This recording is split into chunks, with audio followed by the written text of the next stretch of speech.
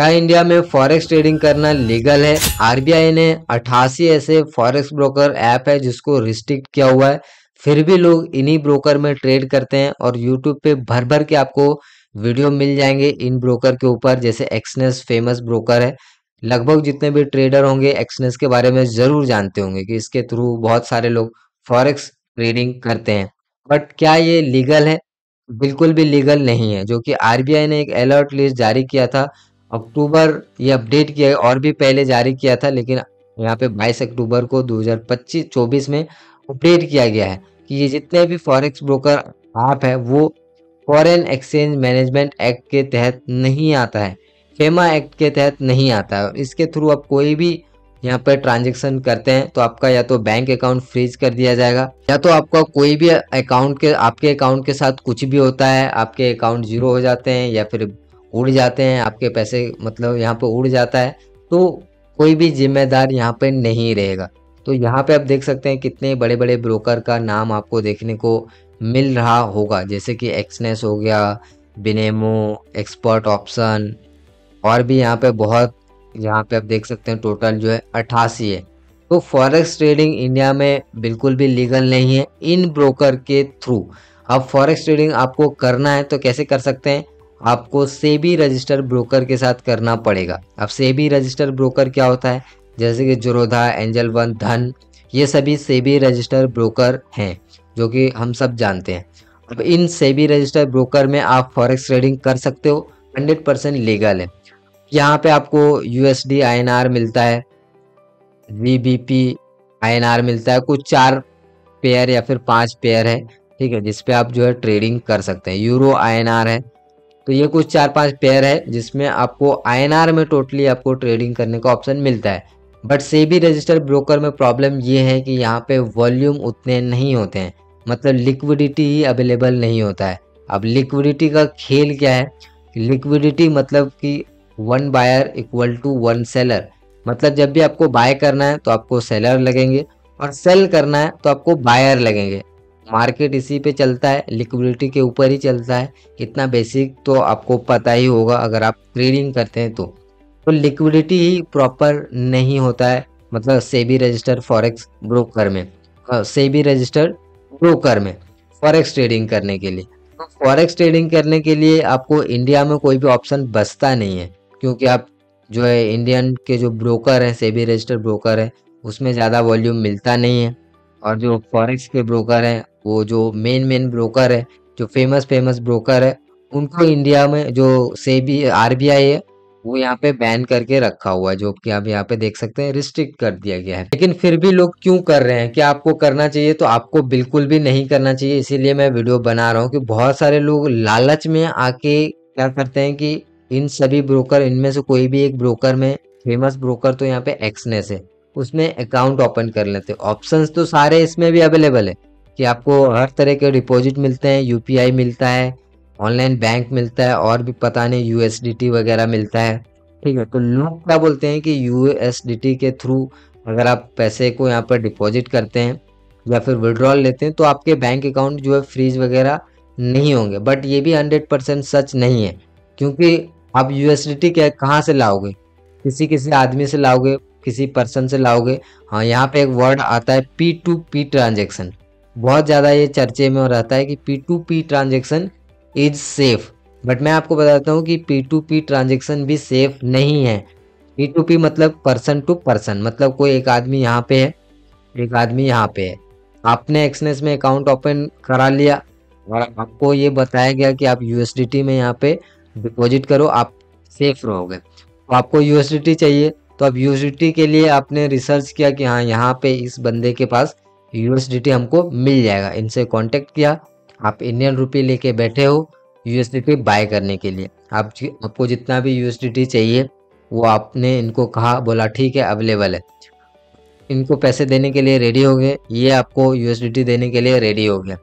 अब आपने इसको पैसे दे दिए, ये आपको यूएसडीटी दे दिया, आपके एक्सनेस अकाउंट में डिपॉजिट हो गया। यहाँ पे भी प्रॉब्लम नहीं है, यहाँ पे प्रॉब्लम क्रिएट होगा कि ये जो बंदा है, ये आपको जो यूएसडीटी दिया है, क्या इसके पास लीगल पैसा था या फिर इलीगल पैसा था? अगर ये किसी और बंदे के साथ फ्रॉड करके यूएसडीटी यहाँ पे रखा हुआ था और आपको ये सेल कर दिया और आपका आईएनआर रख लिया और आपको ये यूएसडीटी चिपका दिया, तो ये जो जिनके पास जिनको मतलब जिसके साथ फ्रॉड हुआ है वो साइबर सेल में कंप्लेन करेगा। तो सबसे पहले साइबर सेल कंप्लेन करेगा इनके पास, तो इनके पास तो यूएसडीटी है ही नहीं, तो इनके पास पहले तो आईएनआर तो होगा ही नहीं। यूएसडीटी में कन्वर्ट कर लिया और यूएसडीटी दे दिया आपको।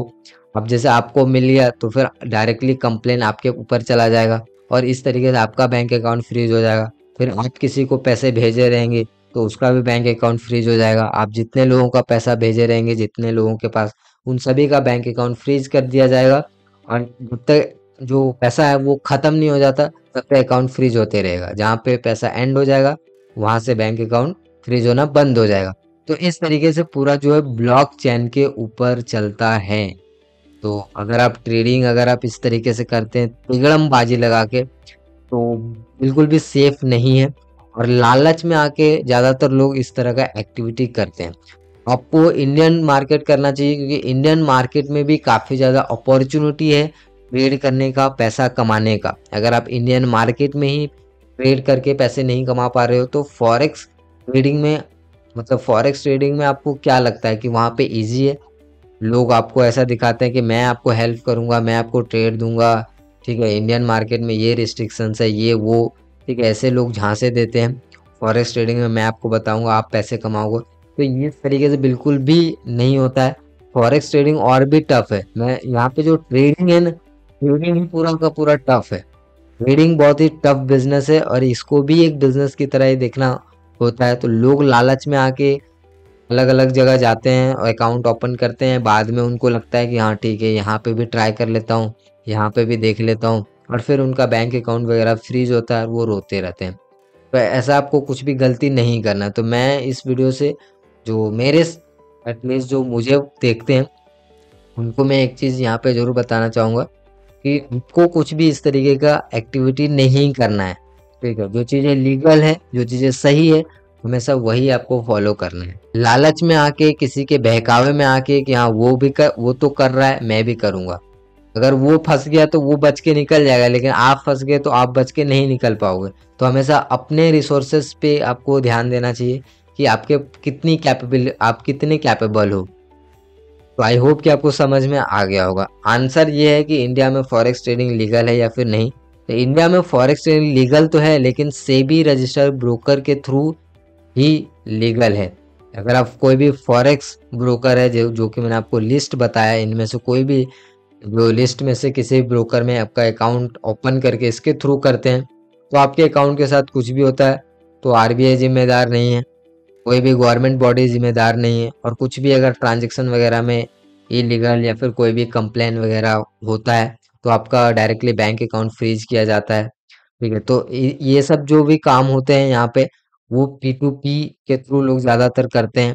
या फिर बहुत सारी कंपनी ये भी करती है कि जैसे कि एक्सनेस है, बाहर की कंपनी है, तो ये इंडिया में कुछ कंपनी होगी जो इंडियन रुपीस को मतलब लेन देन करती होगी, और एक यहाँ पे है, यहाँ पे आप हो। तो आप एक्सनेस में आपको डिपॉजिट करना है या विड्रॉ करना है, तो आप एक्सनेस के पास रिक्वेस्ट भेजोगे। एक्सनेस इस आदमी के पास रिक्वेस्ट भेजेगा कि हाँ ये आदमी जो है यहाँ पे पैसे डिपॉजिट करना चाहता है या विड्रॉ करना चाहता है, और ये जो कंपनी है वो इंडिया में ही है, तो फिर ये कंपनी डायरेक्टली जो है इस तरीके से आपके एक्सनेस में कर देगा। और फिर आपको विड्रॉ करना है तो फिर घूम फिर के फिर ऐसे आपके पास आएगा। मतलब डायरेक्टली आप एक्सनेस में, मतलब यहाँ पे अगर आप डिपॉजिट या फिर विड्रॉ नहीं कर रहे हो, डायरेक्टली यहाँ पे कर रहे हो, लेकिन तो जो ये कंपनी है उसके बारे में भी आप नहीं जानते हो। ये कोई बैंक नहीं है, ये कोई इंडिविजुअल भी हो सकता है, ये कोई कंपनी भी हो सकता है। अगर बाद में इसके ऊपर कोई गवर्नमेंट की तरफ से रेड वगैरह पड़ता है तो फिर आपके ऊपर भी अफेक्ट, आपको आपके अकाउंट के भी ऊपर अफेक्ट पड़ेगा। जहां तक जेल वगैरह की बात है, लोग ऐसे भी कमेंट करते हैं कि जेल वगैरह होगा, तो जेल होने की संभावना बहुत ही कम है।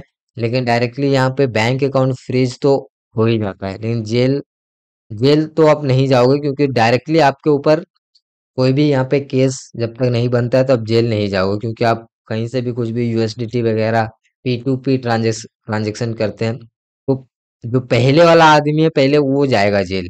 आप नहीं जाओगे। तो जेल का यहाँ पे कोई भी सिचुएशन नहीं आता है, लेकिन अकाउंट, बैंक अकाउंट फ्रीज हो सकता है। तो सिंपल है, अगर आप इंडिया में फॉरेक्स ट्रेडिंग करना चाहते हैं सेबी रजिस्टर्ड ब्रोकर के साथ ही करें। उसमें जो पेयर है 4-5 पेयर उसके थ्रू कर सकते हैं, या इंडियन मार्केट में आप ट्रेड करें, बहुत ही सिंपल। और फॉरेक्स इन सब एप्स के थ्रू आपको बिल्कुल भी जो कोई लेन देन वगैरह नहीं करना चाहिए। तो आई होप कि आपको समझ में आ गया होगा। उम्मीद करता हूँ कि वीडियो पसंद आया होगा। वीडियो पसंद आया तो लाइक करिए। मैं आपसे मिलता हूँ अगले वीडियो में, तब तक के लिए बहुत बहुत धन्यवाद।